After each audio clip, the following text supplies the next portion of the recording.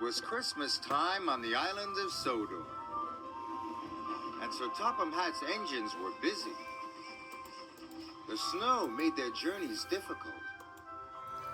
They had to work hard to deliver passengers and goods to their destinations on time. This made the engines feel very reliable. Elizabeth pulled into the fitter's yard with Thomas's snowplow. "I don't need that silly old thing," huffed Thomas.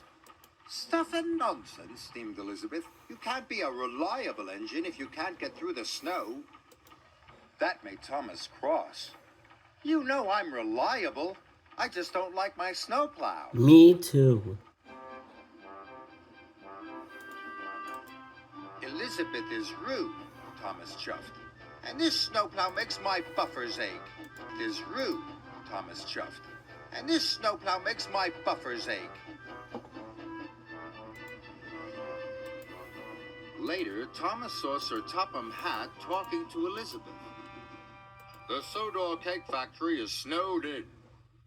Their Christmas cakes must get to the docks before the ship sails for the mainland." To Elizabeth. "The Sodor cake factory is snowed in.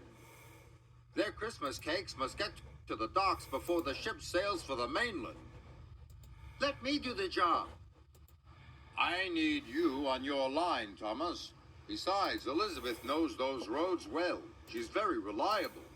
"I'm reliable too," huffed Thomas. "Roads well. She's very reliable." "I'm reliable too," huffed Thomas. "Apparently not reliable enough," Elizabeth chuffed.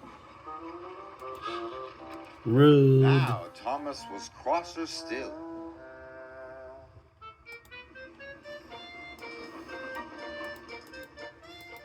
The snow was heavy, but Thomas arrived at every station right on time.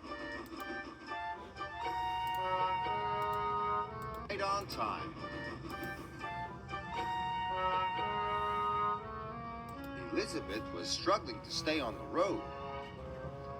Her wheels did not like the slippery ice at all. When Thomas arrived at the docks to pick up Terence, he was surprised that Elizabeth had not returned. "The ship will miss the tide," said the dock manager. "And the children won't have their Christmas cakes. Thomas, go and look for Elizabeth at once." "Yes, sir," answered Thomas. "Perhaps Elizabeth isn't so reliable after all," he whispered. "Perhaps Elizabeth isn't so reliable after all," he whispered. At the cake factory, Elizabeth was piled high with crates of Christmas cakes.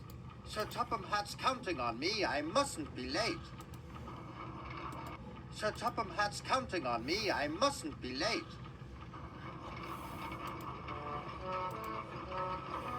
She chuffed onto the icy road. Suddenly, she was on a steep hill. Suddenly, she was on a steep hill. Steep hill? Her Uh-oh. driver applied the brakes. Elizabeth slid out of control into a deep snowdrift.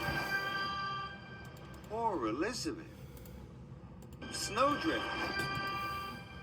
Poor Elizabeth.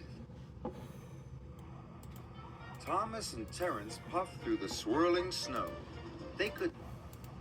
Thomas and Terence puffed through the swirling snow. They couldn't see Elizabeth anywhere. Soon they spotted her driver. He was standing by the level crossing. "Elizabeth is stuck under the snow," her driver explained. "I need help to dig her out." Terence rescued her in no time. "We will have to hurry," said Thomas. "It wasn't your fault, Elizabeth. It's the slippery roads." Elizabeth felt much better.